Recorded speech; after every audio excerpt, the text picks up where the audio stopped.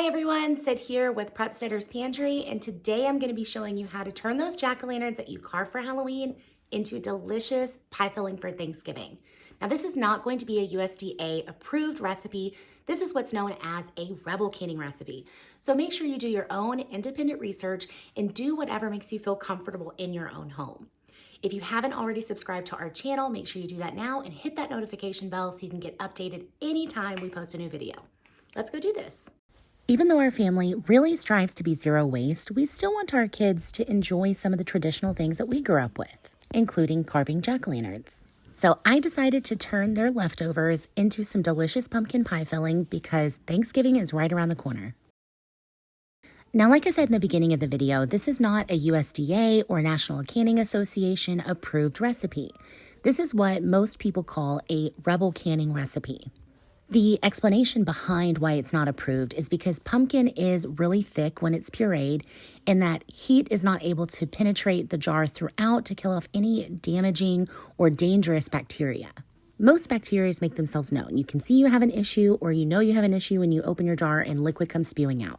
The one most people won't know about until they start experiencing symptoms is botulism poisoning. Let's very briefly talk about botulism. Botulism bacteria come in many strands and are found naturally in our environment. The botulism concern with canning is botulism C. It survives very well in anaerobic conditions such as home canned foods, but it has to be present in the food in order for it to be an issue. It doesn't just develop in poorly canned food. It has to be there first. The only way to kill this strand of heat-resistant botulism is by heating it to 240 degrees or higher. So canning it under pressure increases the water temperature from 212 degrees to 240 degrees. I'm going to be doing this as well as cooking the pumpkin at 375 degrees for an hour and a half. So I'm going to be hitting it with a double dose. So the thick puree is not so much of a concern to me. There are so many out there that disagree with what I'm saying, and that's okay. That's why this is also called a rebel canning recipe. Do what works for you and what you feel comfortable with. Now, enough about botulism, and let's talk about this process. The first step in this process is making sure your pumpkin skins are really clean. If you think about how many hands touch these pumpkins at the store or even at your farmer's market, you'd kind of be grossed out. So what I do is take a clean steel wool brush and some white vinegar and scrub these pumpkins top to bottom. I do this before we carve and after. You're then going to cut these pumpkins in half, put some olive oil in the bottom of your roasting pan, and put them face down. If you need to cut them into smaller chunks to make everything fit, that's totally fine. And if you do decide to peel them and you don't want the skins in your puree, you want to peel them after they've roasted. The skin comes off much cleaner. I like my purees really rustic, and there's absolutely nothing wrong or unsafe with eating your pumpkin skins. There are nutrients in the skin that I don't want to lose. So I puree all of my pumpkin with the skins included.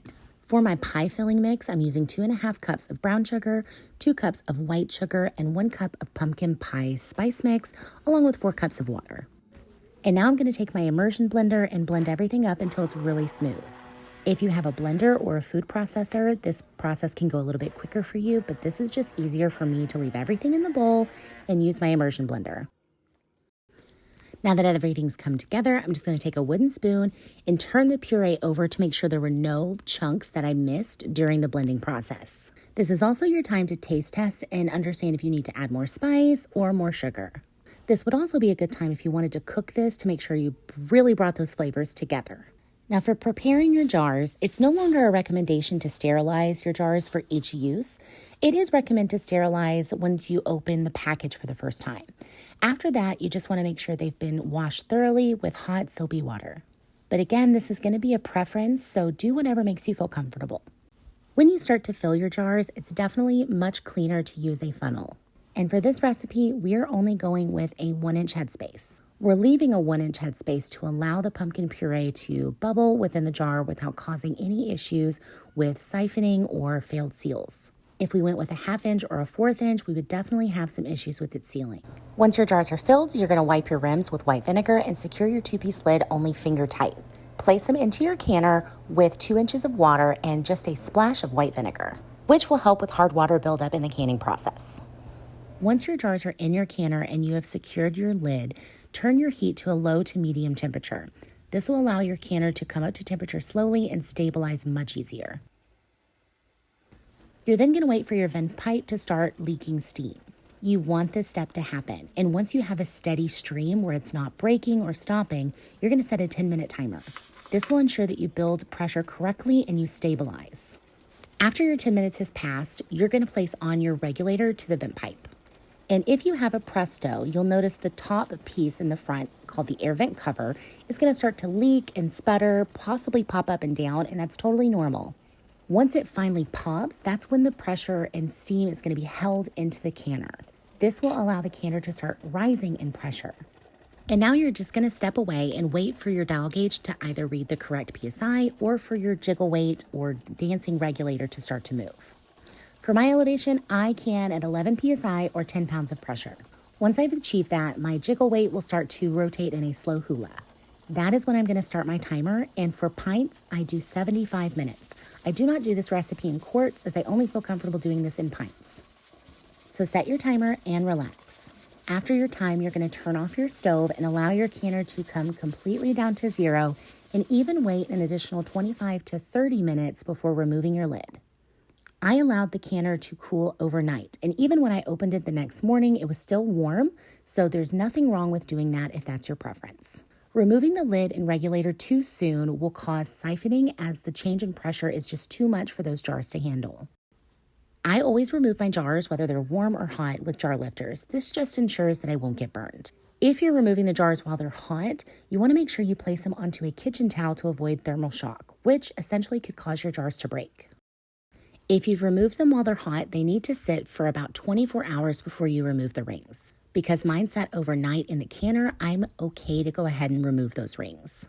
I don't store my jars with the rings on because I want to be able to see very quickly that I've got an issue. If you have a false or failed seal and you leave the rings on, the rings can hold that flat piece in just long enough to seal it back and creates a false seal. Now you'll be able to see if you get any intrusive bacteria when it starts to mold, but again, just having it off allows you to see that much quicker. Make sure you check your seals by tapping in the center and then using the lids to lift the jar, and if they don't pop off, they're sealed. Make sure you wash your jars with white vinegar and a rag, and then label your contents on the lid so you know what it is and when you canned it. These will last 2 to 4 years. And there you have it. Easy pumpkin pie filling, and I got 16 pint jars out of just those 2 pumpkins. Just doing quick math here, the 15-ounce can of Libby's brand pumpkin pie filling costs $2.74 at my local Walmart. If I would have bought 16 of those, it would have cost me $40 plus tax. I only spent $8 on the pumpkins plus the additional spices and sugar that I already had in my pantry, probably totaling somewhere around $10. So that means I saved $30 for the same amount of pumpkin pie filling, and I didn't waste our jack-o'-lanterns. I really hope you enjoyed today's video, but I can't stress enough how important it is for you to do your own independent research, whether it is an approved recipe that I show or a Rebel canning recipe. If you haven't already done so, make sure you hit that subscription button and that notification bell. I'll see you guys next time.